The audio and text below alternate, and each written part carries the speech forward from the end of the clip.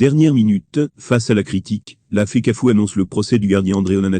Comme il y a quelques semaines en marge du match de demi-finale de la Ligue des Champions opposant l'Inter de Milan à l'AC Milan, Samuel Eto'o a remis les pendules à l'heure. Quant à la situation du gardien André Onana en sélection lors des travaux de l'Assemblée Générale de la FECAFOOT, ce samedi 27 mai 2023. En effet, Samuel Eto'o a déclaré ce jour sur le cas André Onana, que le retour d'André Onana en équipe nationale dépend exclusivement du manager sélectionneur, Rigobert Song, NDLR.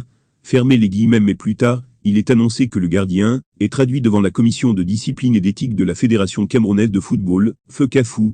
Pour d'aucuns, André Onana a quitté la sélection de son plein gré, et pour qu'il revienne, il faudra qu'il présente ses excuses publiques avant son retour.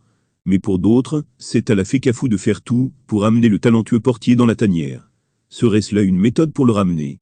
Récemment, le ministre des Sports s'en est mêlé en envoyant une correspondance au club du gardien. Concernant les points des travaux, il ressort qu'outre l'annulation du passage du mandat des membres de la FECAFOOT de 4 ans à 7 ans, il y aurait eu du changement concernant d'autres points des statuts.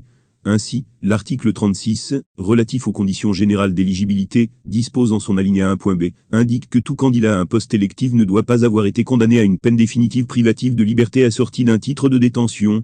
En d'autres termes, tout individu épinglé par la justice peut être candidat à une élection, tant qu'il n'a pas été envoyé en prison. Selon Despornet Africa, cette nouvelle disposition aurait pour but de permettre à Samuel Eto'o de demeurer à son poste, jusqu'à la fin de son mandat, et de se représenter ensuite, alors même qu'il a été reconnu coupable de fraude fiscale et condamné à 22 mois de prison par la justice espagnole en juin 2022.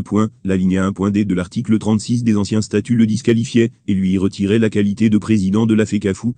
Celui-ci disposait que « ne peut être candidat, tout citoyen ayant été condamné à une peine définitive privative de liberté assortie de sursis simple, ou avec probation supérieure à 6 mois », lit-on chez le confrère.